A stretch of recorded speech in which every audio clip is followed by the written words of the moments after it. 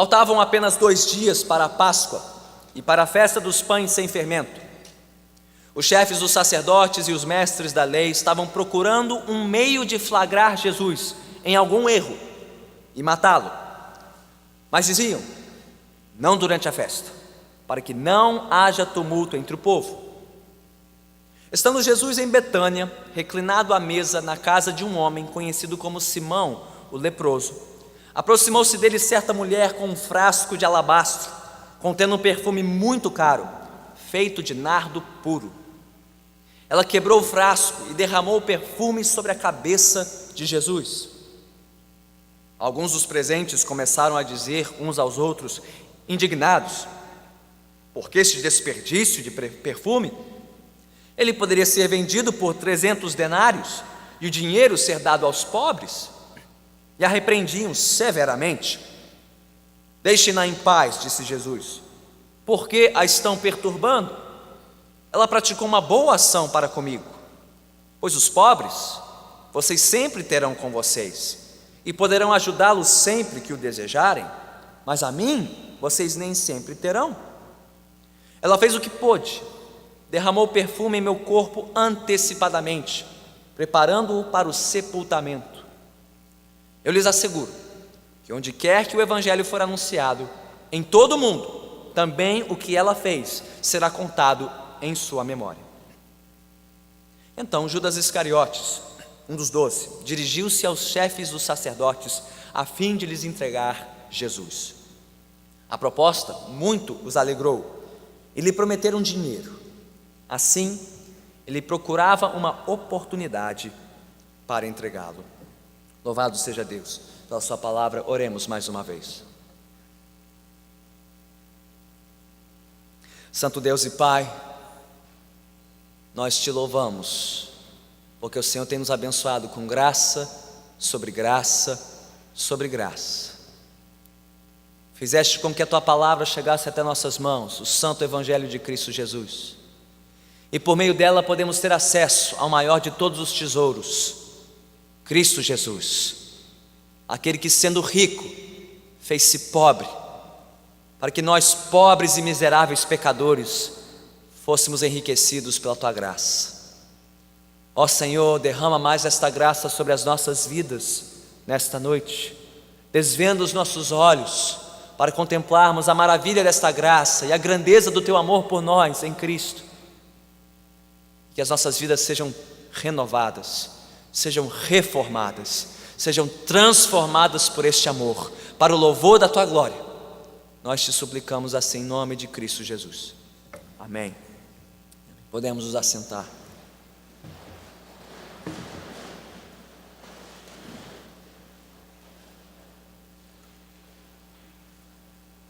Toda religião humana envolve e exige sacrifício. Aliás, até o surgimento do cristianismo no primeiro século, você não encontraria uma única religião no mundo que não exigisse algum tipo de sacrifício material no culto aos seus deuses. Fosse um sacrifício de grãos de toda sorte, ou um sacrifício de sangue de animais de todo tipo, ou até mesmo sacrifício de vidas humanas. Tudo isso para pretensamente aplacar e apaziguar a ira e a vontade dos deuses. O cristianismo, porém, ele é único na sua mensagem, porque no centro da mensagem cristã está o anúncio de um sacrifício único, definitivo, permanente, irretocável, insuperável. O sacrifício do próprio Filho de Deus em carne, Jesus Cristo, para dar fim de uma vez por todas ao problema da culpa e da condenação do nosso pecado. E tal anúncio exige de nós, em resposta, o sacrifício das nossas vidas em louvor a Ele.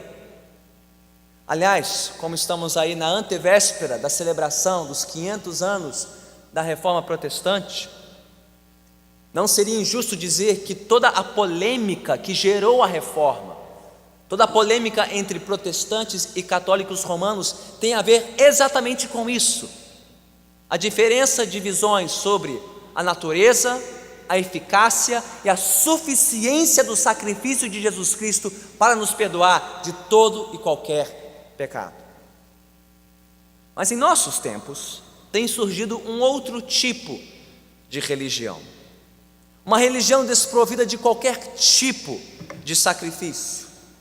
Um tipo de religião que ignora todo o testemunho histórico milenar da igreja e que apresenta-se como uma espécie de cristianismo popular ou cristianismo light, que invadiu e contaminou a igreja. Este cristianismo light foi muito bem descrito por um teólogo no século passado, o nome dele foi Richard Niebuhr. Ele disse que esse tipo de cristianismo popular, o cristianismo light, ele fala de um Deus sem ira, o qual trouxe homens sem pecado para um reino sem julgamento por meio das ministrações de um Cristo sem cruz. Um Deus sem ira, salvando homens sem pecados, sem nenhum julgamento, por meio de um Cristo sem cruz. Ou seja, este cristianismo light da nossa época, ele ignora por completo a necessidade, a glória, a graça do sacrifício de Jesus na cruz, e por conseguinte não considera a necessidade do nosso louvor, do nosso sacrifício de louvor, em gratidão ao Senhor pelo que Ele fez por nós na cruz. Mas contrariando este tipo, esta versão light, pop de cristianismo que se alastrou pela igreja, nós temos descoberto e nós temos visto nas páginas do Evangelho de Marcos que não, é impossível pregar a mensagem de Cristo sem falar da cruz, sem falar do seu sacrifício por nós e do sacrifício correspondente que Ele exige de nós. Aliás, um dos pontos altos do Evangelho de Marcos, ouvimos Jesus ensinando: se alguém quiser acompanhar-me, negue-se a si mesmo, tome a sua cruz e siga-me. Bem, na passagem sob a nossa consideração nesta noite, nós veremos isso com especial clareza, a necessidade e a coerência de uma vida de sacrifício de louvor a Deus, em resposta ao sacrifício que Ele ofereceu por nós na cruz do Calvário. Ao refletirmos sobre o contraste entre dois sacrifícios, se você fechou a sua Bíblia, abra novamente em Marcos capítulo 14, versículos 1 a 11, nós vamos estudar o texto porção por porção.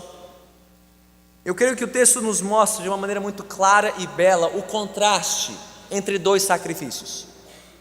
O primeiro deles está descrito no início e no fim deste relato, nos versículos 1 e 2, de um lado, e nos versículos 10 e 11, formando uma espécie de moldura dessa história, deste relato. E qual é o sacrifício em questão? No início e no fim deste relato, bem, é essa trama dos líderes religiosos de Israel, auxiliados por um dos discípulos de Jesus, um dos 12, Judas Iscariotes, que juntos tramaram contra a vida de Jesus, ou seja, para sacrificar a vida de Jesus. É assim que a história começa e termina. Mas nós temos um segundo sacrifício aqui, descrito no miolo da história, versículos 3 a 9. É a oferta sacrificial de uma mulher na cidade de Betânia, preparando Jesus para a sua morte sacrificial ao final daquela semana. E qual é a lição que este retrato composto nos ensina, no contraste destes dois sacrifícios? Bem, eu creio que a lição seja essa: Jesus é o Cristo, que significa ungido, o ungido de Deus, que veio derramar a sua vida em sacrifício para nos salvar, e que exige de nós o quê? Toda a nossa vida em sacrifício de louvor a Ele. Esta é a lição. Vamos ver como o texto nos mostra isso a partir de agora. Versículos 1 e 2, a abertura do texto, a trama contra a vida de Jesus. Marcos 14, 1 e 2. O texto nos fala aqui da ocasião. Diz o texto que era a antevéspera da Páscoa e da festa dos pães asmos. Faltavam apenas 2 dias para a Páscoa e para a festa dos pães sem fermento, é o que diz o texto. Bem, essa era uma das 3 festas principais no calendário dos judeus e representava talvez a maior das 3, a mais importante das festas de Israel. Por quê? O que eles celebravam na Páscoa e nos dias conseguintes de festa dos pães sem fermento? Eles se lembravam do êxodo, do nascimento da nação, do marco zero na história de Israel, quando Deus veio em socorro do seu povo, o resgatou do Egito com seu braço forte, com a sua mão poderosa, e livrou os israelitas daquela última, a 10ª praga de Deus, quando ele ceifou a vida dos primogênitos do Egito. Como Deus poupou Israel? Por meio de um sacrifício de sangue de cordeiro aspergido sobre os umbrais das portas das casas dos israelitas. Após aquilo, Deus finalmente fez com que Faraó libertasse o seu povo, e tendo que sair às pressas do Egito, eles sequer puderam fermentar o seu pão, preparar o seu pão. Daí eles celebravam a Páscoa desde então com um cordeiro sacrificado e pães sem fermento, ou pães asmos. Pois bem, essa era uma festa de sacrifício ao Senhor, que lembrava o grande sacrifício que Deus fez para libertar Israel, o sacrifício de sangue de um cordeiro.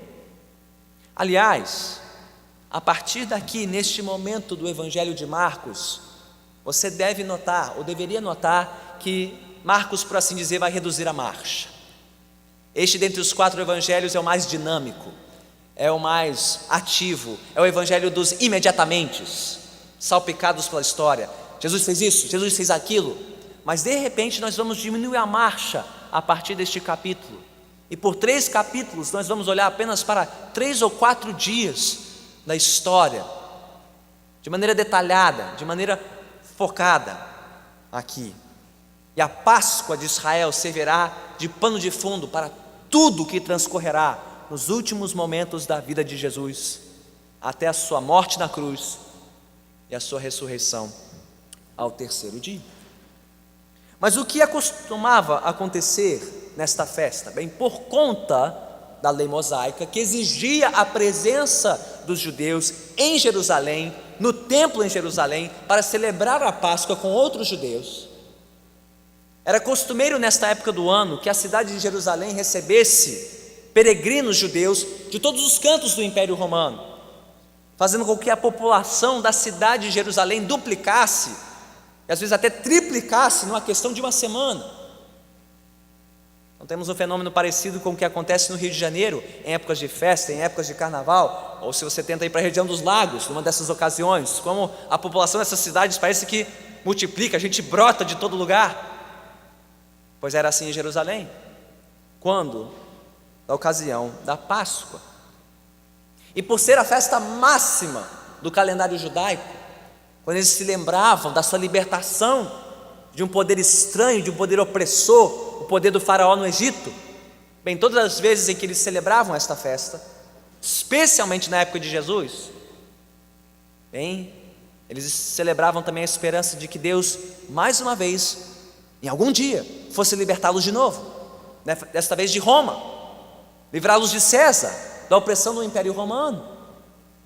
Então os historiadores da época nos dizem que nas ocasiões da celebração anual da Páscoa não era incomum haver revoltas e tumultos na cidade por conta de alguns judeus mais exaltados, alguns que queriam, por assim dizer, antecipar ou dar uma força para Deus, ajudá-lo a nação a se livrar dos seus inimigos romanos. E é por conta disso que na época da Páscoa os romanos reforçavam as tropas em Jerusalém. E o governador da região, ele costumava fazer plantão na cidade durante a festa da Páscoa para despachar qualquer sentença necessária quanto a insurreições e revoltas. E por que estamos dizendo tudo isso? Porque é neste contexto que o relato desta noite se inicia. Não sei se você notou aqui o ar de tensão nesta trama da liderança de Israel contra a vida de Jesus. Vemos de novo nos versículos 1 e 2 de Marcos 14, os líderes, os chefes de Israel, aqui os sacerdotes e os mestres da lei, fazendo o que eles fazem de melhor, o que eles fazem de costume neste evangelho. O que eles fazem? Eles tramam contra a vida de Jesus. Eles estão à procura de alguma maneira de fazer Jesus tropeçar, a fim de justificar uma sentença de morte. Mas você notou atenção aqui nos versículos 1 e 2? Diz o texto que os chefes dos sacerdotes e os mestres da lei estavam procurando um meio de flagrar Jesus em algum erro e matá-lo. Então por que não fizeram isso logo? O texto responde, versículo 2, mas diziam, não durante a festa. Que festa? Da Páscoa, dos pães sem fermento, para que não haja tumulto entre o povo. Pois Jesus era muito bem quisto pelo povo. Ele foi recebido em Jerusalém com festa, uma grande entrada triunfal. O povo gostava de Jesus, esperava que ele fosse reconhecido como rei. Mas estes queriam tirar a vida deste rei, a vida de Jesus. Agora veja o contraste aqui, muito marcante, já nesses primeiros 2 versículos. É um contraste marcante e é um contraste dramático. Enquanto Israel preparava-se mais uma vez para oferecer os seus sacrifícios a Deus por conta da Páscoa, onde estava a cabeça e a mente da liderança de Israel? Eles estavam pensando na Páscoa? Não, eles só estavam pensando numa coisa, não nos sacrifícios das ovelhas e dos bois e dos carneiros e dos pombos no templo. Eles estavam pensando em como sacrificar Jesus, em como tirar a vida de Jesus, em como acabar de uma vez por todas por Jesus, acabar com a sua vida de uma vez por todas. O que isso nos ensina? Creio que é uma grande lição, muito importante aqui, por sinal. Toda religião que não celebra a pessoa e a obra de Jesus Cristo em favor de pecadores, em sua essência, é uma religião voltada contra Jesus e a sua obra em favor de pecadores. Ou posto de outra forma, ou a religião humana se rende a Jesus, ou ela se revolta contra Jesus, e não existe meio termo ou terceira alternativa. Não é isso que estamos vendo aqui? Líderes religiosos, autoridades religiosas, praticando a sua religião, mas a favor de Jesus ou contra Ele, rendendo-se a Ele ou revoltando-se contra Ele.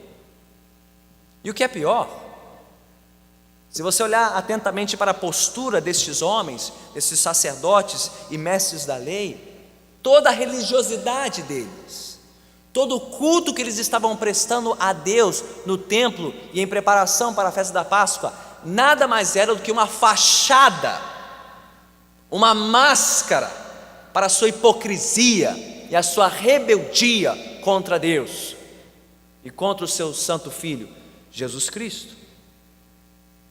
O que nos ensina que toda religião que não se volta para Jesus não passa de uma fachada para a rebeldia humana contra Deus e contra o seu Filho Jesus Cristo. O apóstolo Paulo corrobora isso na sua carta aos Romanos, no capítulo 1, os versículos 18 a 32, quando ele nos mostra que todo o ímpeto religioso humano que não se rende à glória de Deus faz com que o homem se revolte contra Deus e contra a sua glória, como vemos neste texto.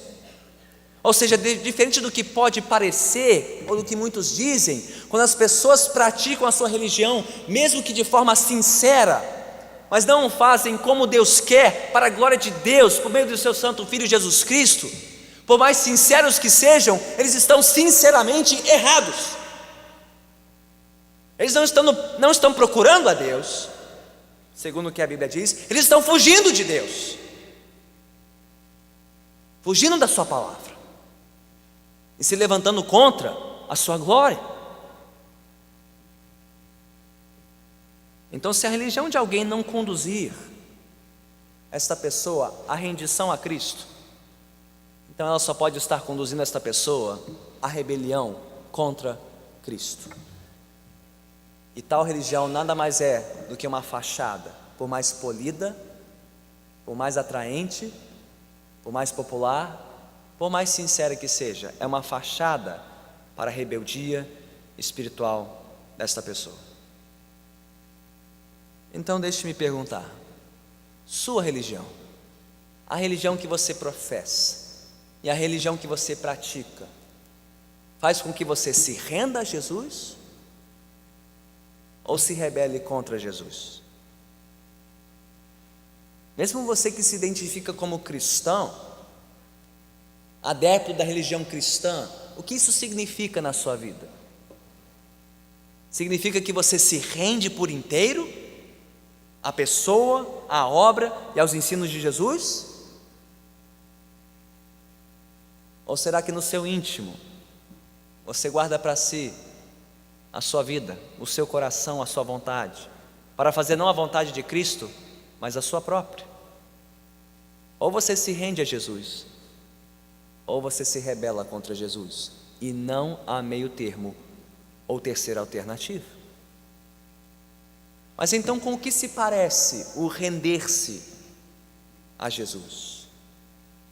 O render-se por completo a Ele e ao que Ele fez por nós no Calvário. Bem, para isso você precisa continuar na história, para o miolo da história, versículos 3 a 9, é a cena seguinte, a cena da unção de Jesus em Betânia.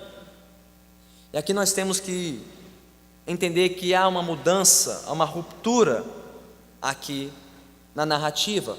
Estamos mudando de local. Os versículos 1 e 2 provavelmente se passam na cidade de Jerusalém, era a base da liderança religiosa de Israel.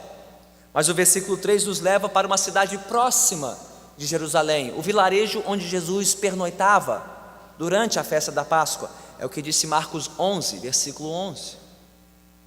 Não estamos mais em Jerusalém, estamos em Betânia.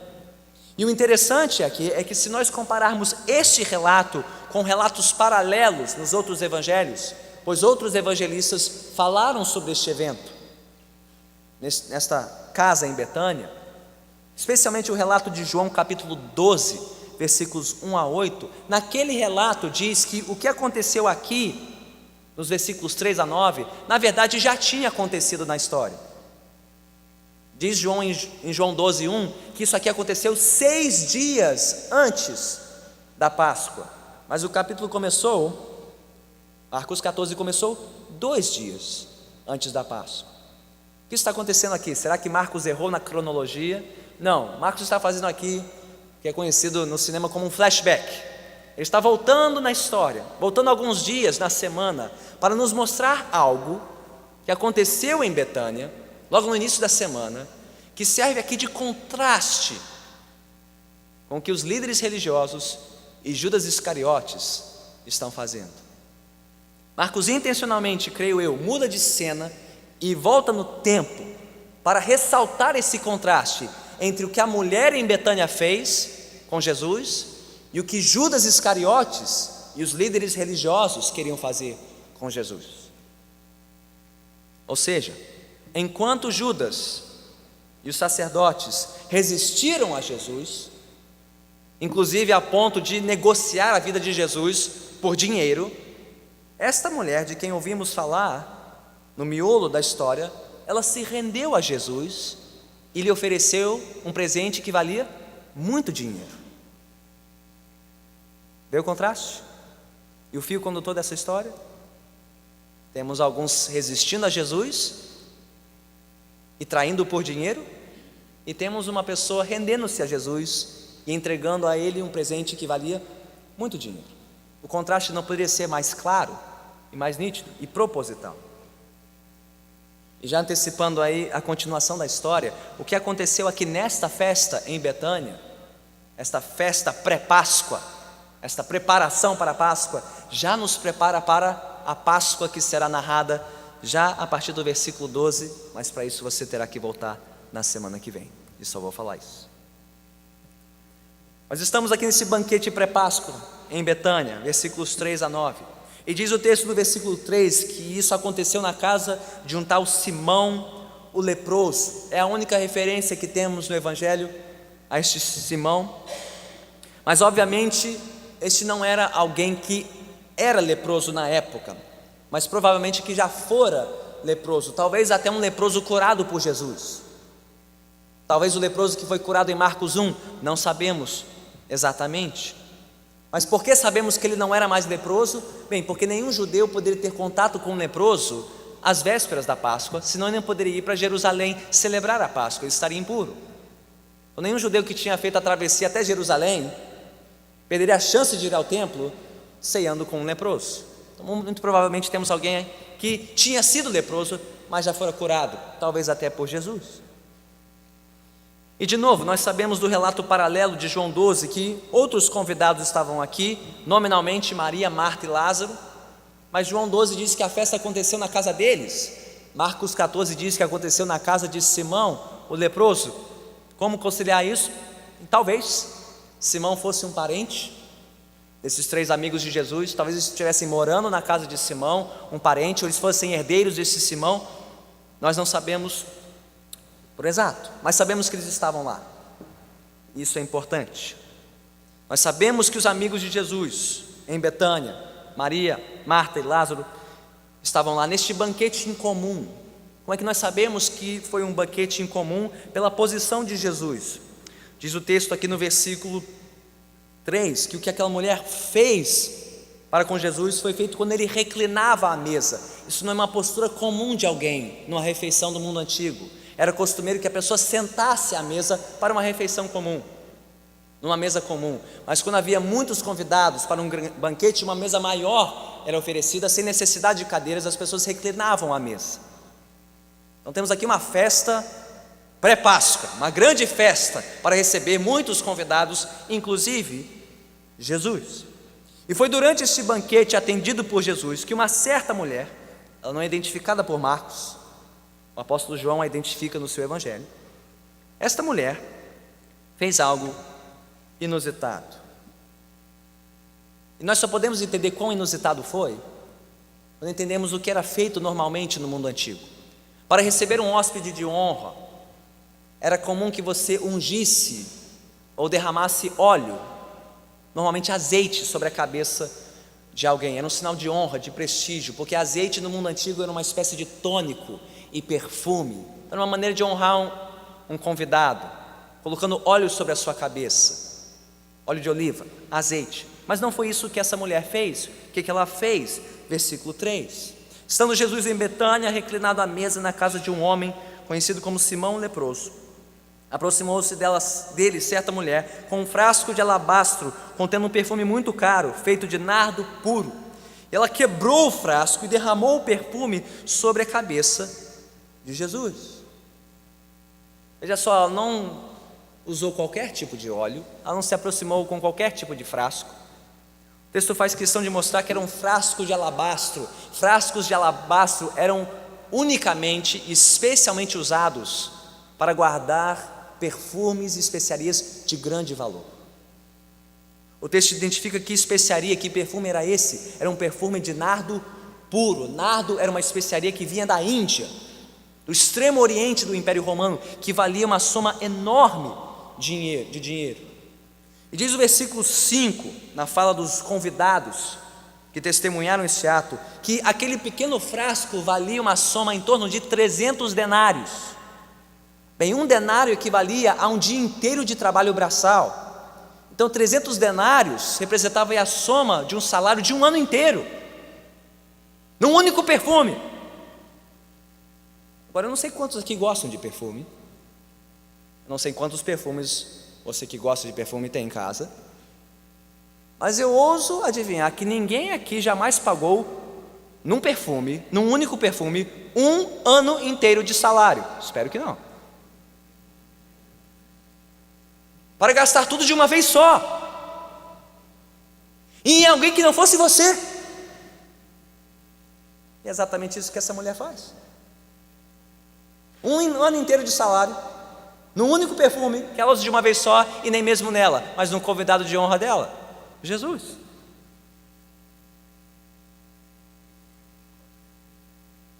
Bem, o que você pensaria disso, se você estivesse nessa festa?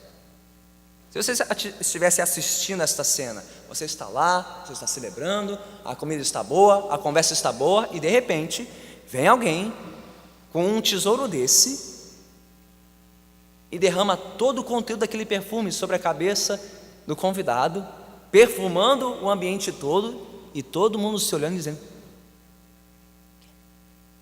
que isso? O que você pensaria de um gesto desses? O que você faria em resposta?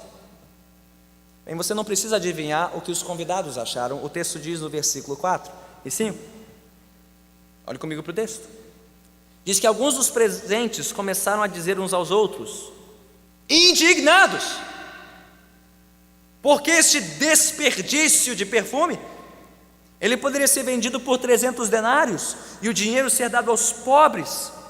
E eles a repreendiam severamente. Ninguém ficou calado, ninguém ficou no seu canto de achando, eu não vou falar nada. Não, alguns se juntaram e condenaram a mulher, e fizeram questão de dizer: que desperdício, um tesouro desse, que poderia ser vendido e repartido aos pobres. Ainda mais porque no judaísmo, o socorro aos pobres era um dos pilares da religião judaica. E na festa da Páscoa, era comum que os peregrinos judeus trouxessem não só valores para comprar animais para sacrificar no templo, mas também valores para repartir entre os pobres.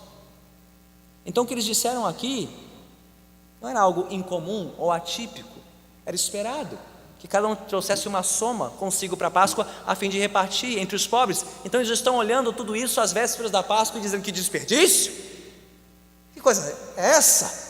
Gastar tudo isso assim de uma vez só? Mas o que Jesus achou de tudo aquilo? Você não precisa adivinhar, o texto diz, a partir do versículo 6. Creio eu, para a surpresa de todos, Jesus acabou repreendendo aqueles que repreenderam a mulher. Diz o versículo 6: deixem-na em paz, disse Jesus, porque a estão perturbando. Ela praticou uma boa ação para comigo. Ou seja, em vez de repreender a mulher, ele repreendeu os convidados que repreenderam a mulher e reconheceu o sacrifício da mulher e o seu gesto honroso e digno para com ele. E aí Jesus disse algo que deve ter chocado a todos. Talvez tivesse até soado como algo politicamente incorreto. Talvez soe politicamente incorreto para os seus ouvidos. Versículo 7. O que Jesus disse em seguida? Pois os pobres vocês sempre terão com vocês e poderão ajudá-los sempre que o desejarem, mas a mim vocês nem sempre terão. Espera aí, será que Jesus está relativizando aqui a importância do socorro aos pobres? Somente para ressaltar a importância dele? Espera aí, esse não foi o mesmo Jesus que ensinou tantas vezes nos evangelhos a importância da misericórdia, a importância do socorro aos mais desafortunados, especialmente dentro do seu povo?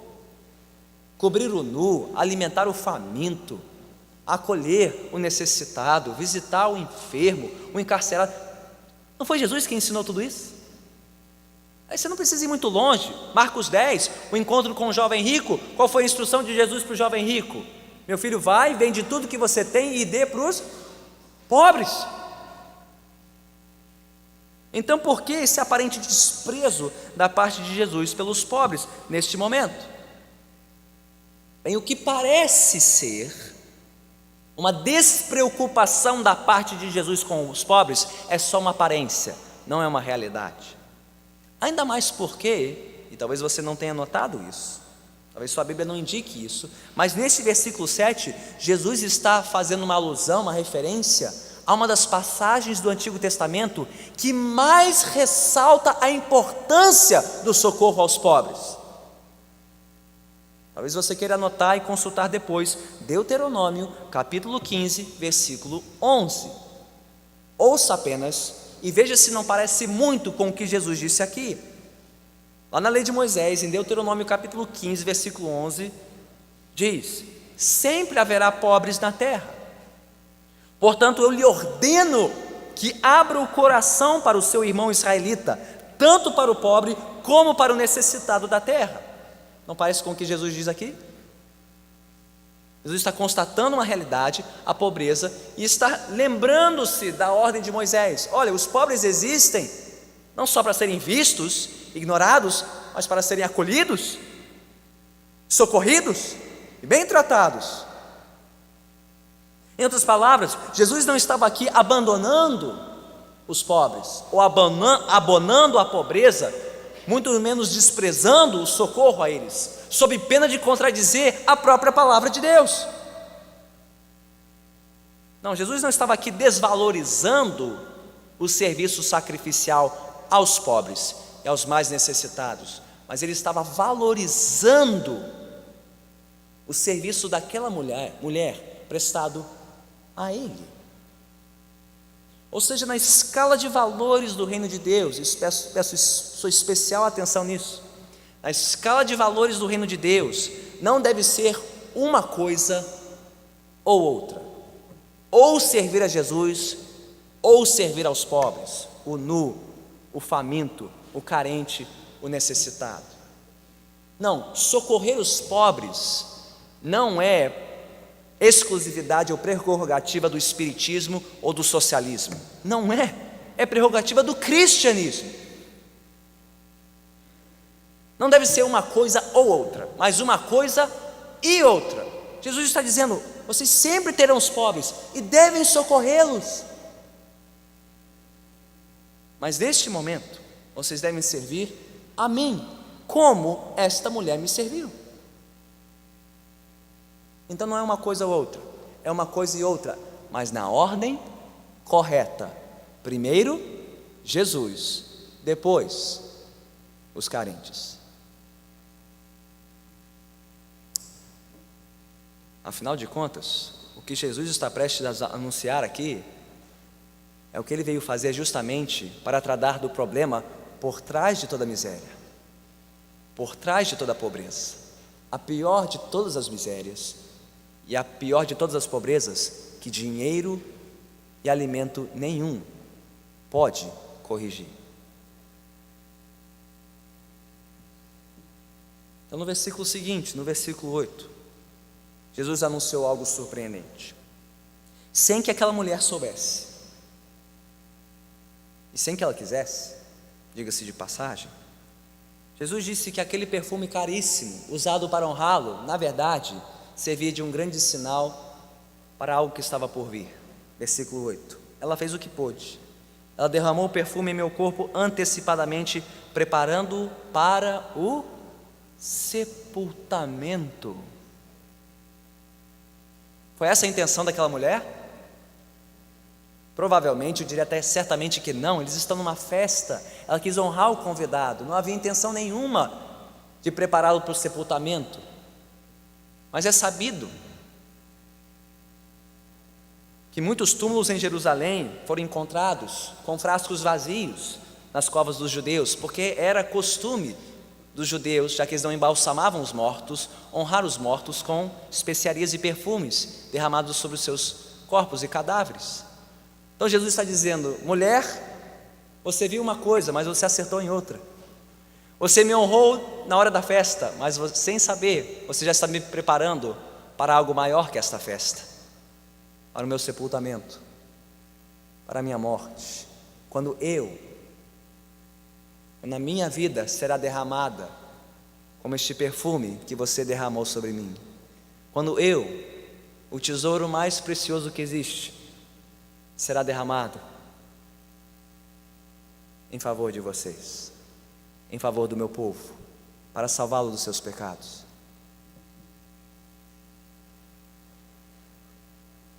Tão importante foi aquele reconhecimento que Jesus termina a sua fala no versículo 9, dizendo: eu lhes asseguro que onde quer que o evangelho for anunciado em todo o mundo, também o que ela fez será contado em sua memória.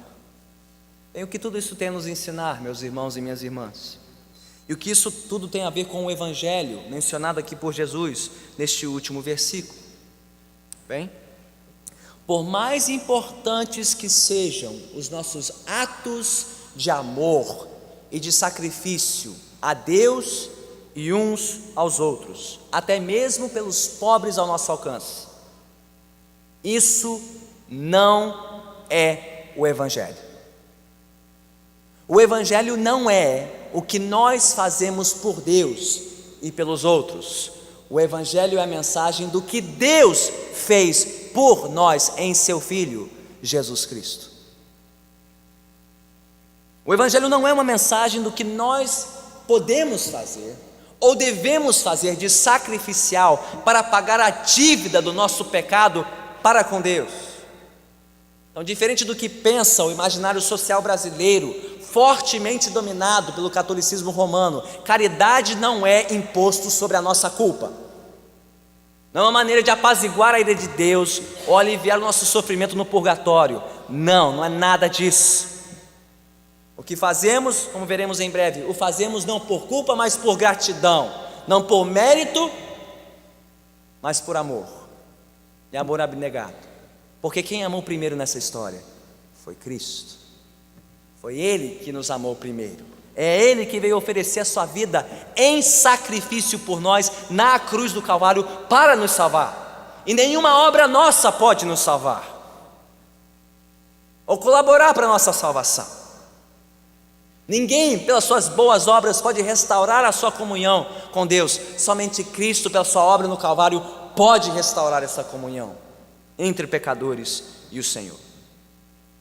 Então não há tesouro ou sacrifício que você possa oferecer a Deus para adquirir ou alcançar os méritos da morte de Cristo em seu favor.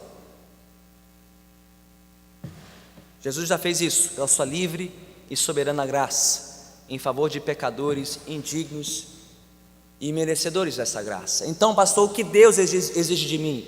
O que Deus quer de mim? O que Ele já mostrou nesse Evangelho: que você se arrependa dos seus pecados, que você se arrependa de pensar que é uma pessoa boa, ou boa suficiente, ou capaz de fazer obras boas suficientes para alcançar mérito aos olhos de Deus. Que você se arrependa disso, das suas obras mortas, por melhores que pareçam ser. Que você creia somente na obra consumada de Jesus Cristo no Calvário, e que você renda a sua vida a Jesus Cristo.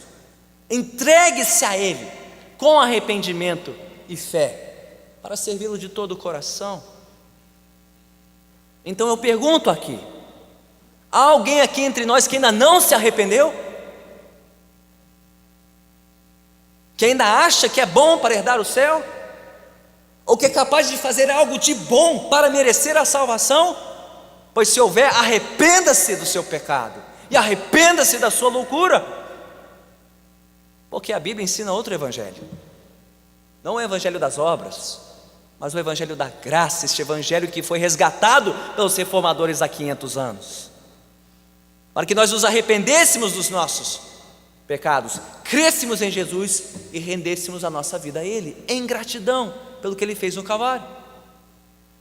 Agora, é verdade sim, ninguém pode ser salvo pelas obras, ou melhor, ninguém pode ser salvo pelas suas próprias obras, somente pelas obras de Jesus Cristo. Não somos salvos pelas obras, mas nós somos salvos para as obras. As nossas obras não são a base ou o motivo da nossa salvação, mas são a consequência e o fruto. Se uma árvore recebe vida, ela deve gerar fruto. Se não houver fruto, não há vida. Se você foi salvo, então deve haver fruto de salvação na sua vida. Você não é salvo pelas suas obras, mas você é salvo para as boas obras. Então deixe-me perguntar àqueles que já se arrependeram dos seus pecados e que creem no Senhor Jesus e que dizem ter rendido a sua vida a Ele como seu Senhor e Salvador, deixe-me perguntar a todos vocês: a sua vida demonstra isso? Você dá fruto de arrependimento? A sua vida demonstra de fato que você foi salvo do pecado e salvo para uma vida justa e santa aos olhos de Deus?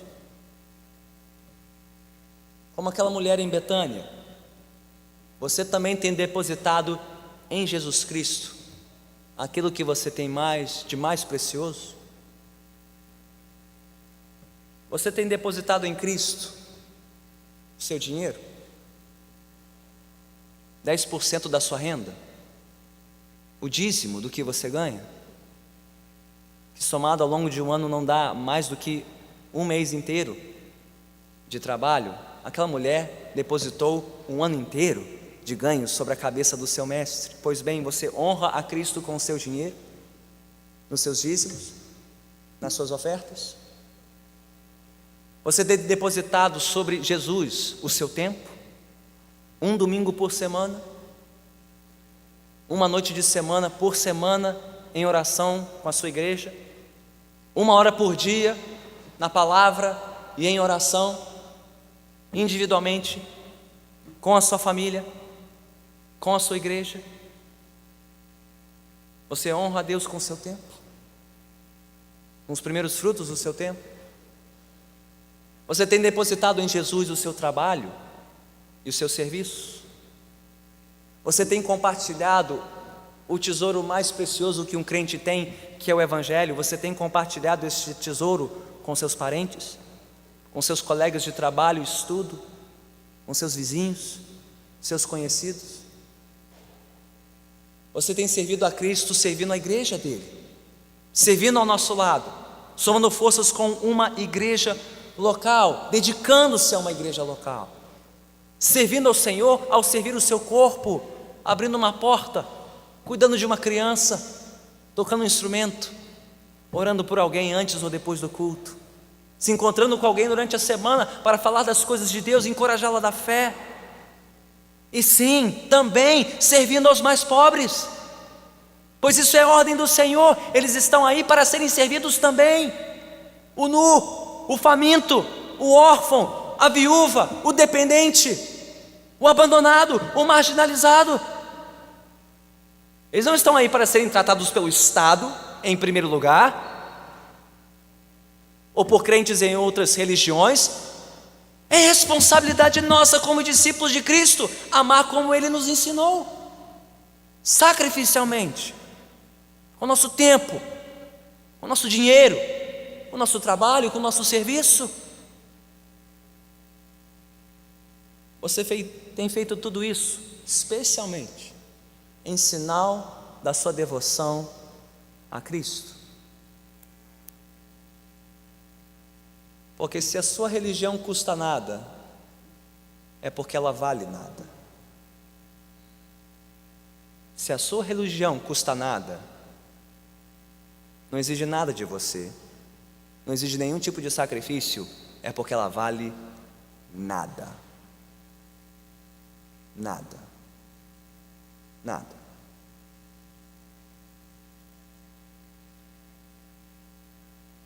Se essa mensagem te confronta, te ofende e te desagrada, então saiba que ofendeu e desagradou alguém antes de você. Este alguém se chama Judas Iscariotes. Vamos olhar para ele agora, versículos 10 e 11. Encerramento desta passagem, a traição de Jesus por Judas. Ele estava lá, ele ouviu tudo isso e viu tudo isso, e diz o texto paralelo de João 12 que ele foi o primeiro e o principal a acusar aquela mulher de desperdício. O texto de João diz que isso era por conta da sua ganância.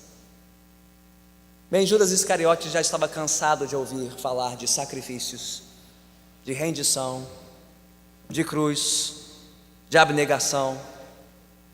Então ele decidiu fazer o inimaginável, e talvez o mais surpreendente até aqui em todo este evangelho. Logo ele, um dentre os 12 discípulos, dirigiu-se aos chefes dos sacerdotes. Versículo 10. Então Judas Iscariotes, um dos 12, dirigiu-se aos chefes dos sacerdotes a fim de lhes entregar Jesus. A proposta muito os alegrou e lhe prometeram dinheiro. Assim ele procurava uma oportunidade para entregá-lo. Peraí, nós não ouvimos no início da história que eles não iriam prender Jesus e não iriam matá-lo na Páscoa? Justamente para não causar um tumulto? Bem, só para mostrar a força da convicção desses homens, a falta de escrúpulos e o seu oportunismo. Não pegariam Jesus a não ser que uma oferta melhor aparecesse. E ela apareceu, batendo na porta deles. Chamava-se Judas Iscariotes. A trama era arriscada, certamente, por isso tiveram que oferecer uma boa soma de dinheiro para conseguir o apoio dele. mas ele o fez. E o que aconteceu depois, você terá que voltar nas próximas semanas para ouvir os próximos e últimos episódios desta história. Mas o que esse fechamento nos mostra ao final desta reflexão? Bem, se o relato mostra esse contraste entre a mulher de Betânia e Judas, entre esses dois sacrifícios, então é legítimo concluir o seguinte: só existem duas respostas possíveis à mensagem do Evangelho, e são estas: ou você se rende por inteiro a Jesus, em gratidão pelo que Ele fez por você, como fez aquela mulher, ou você resiste a Jesus, como fez Judas e os seus comparsas no crime.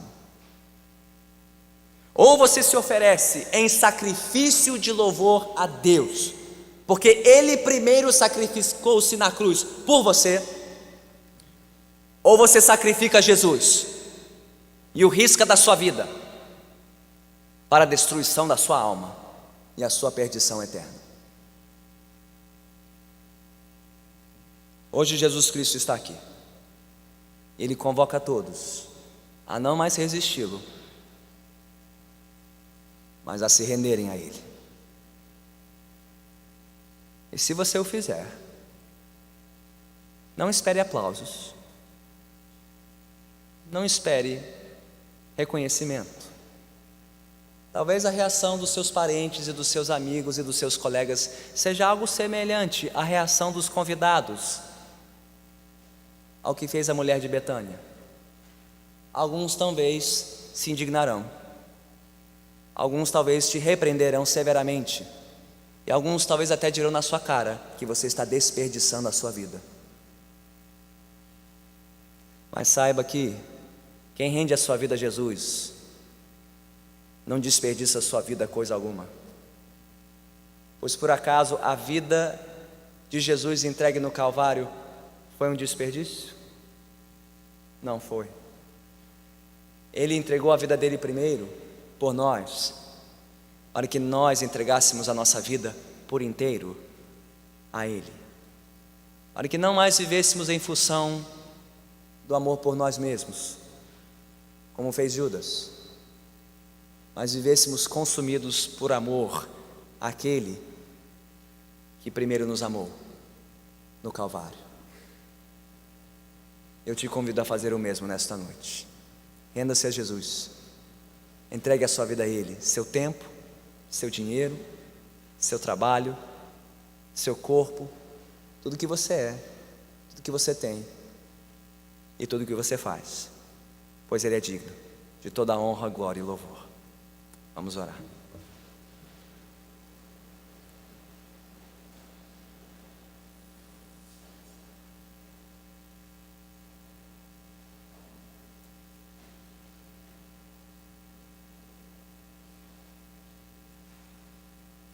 Senhor bendito, nós nos maravilhamos, porque na cruz do Calvário o Senhor fez o inimaginável. O Senhor deu a sua vida em favor de pecadores imerecedores do teu amor, pecadores que não fizeram por onde para merecer, alcançar ou conquistar o teu amor. Em essência, Senhor, não somos melhores do que Judas e os que com ele tramaram a morte do Senhor, pois nós mesmos vivemos mais movidos por amor próprio do que amor por Ti, consumidos pelo amor, pelo nosso dinheiro, nosso tempo, nossos prazeres, do que por amor à Tua glória, à Tua honra. Mas nós cremos no poder do Evangelho, nós cremos no poder do Teu amor para nos perdoar e para nos libertar deste amor pecaminoso, deste amor doentio, desse amor egoísta e ganancioso, que guarda para si a própria vida. Pois o Senhor mesmo não guardou a sua própria vida, o Senhor, na pessoa do Teu Filho, veio abrir mão da sua vida, do tesouro mais precioso da história, mais precioso do que qualquer frasco de alabastro, O Senhor Jesus veio e se derramou por nós no Calvário, para que nós, miseráveis pecadores, fôssemos salvos, lavados, perdoados e consagrados a Ti. Então, Senhor, nesta noite eu te suplico, derrama deste amor sobre nós, derrama deste amor soberano, livre e maravilhoso sobre os nossos corações, quebrantando-nos, convencendo-nos dos nossos pecados e restaurando-nos, Senhor, para vivermos a nossa vida em sacrifício de louvor a Ti. Eu peço isso não só por aqueles que nunca antes se renderam a Ti,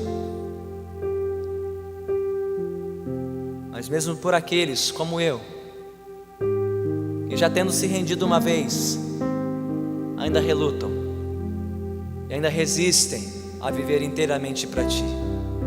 Tem misericórdia de mim, tem misericórdia destes, tem misericórdia de nós, Senhor, e exercita-nos no Teu amor, aperfeiçoa-nos no Teu amor, para que sejamos canais deste amor para os da nossa família, para os desta igreja, para os que estão perdidos neste mundo, e sim também ao pobre, ao carente, ao necessitado, ao faminto, ao nu, ao abandonado e marginalizado. Ó Pai, que possamos levar as boas novas de Cristo e acompanhá-las com as nossas boas obras, não para a nossa glória, mas somente para a Tua honra, glória e louvor. É o que nós te pedimos em nome de Cristo Jesus. Amém.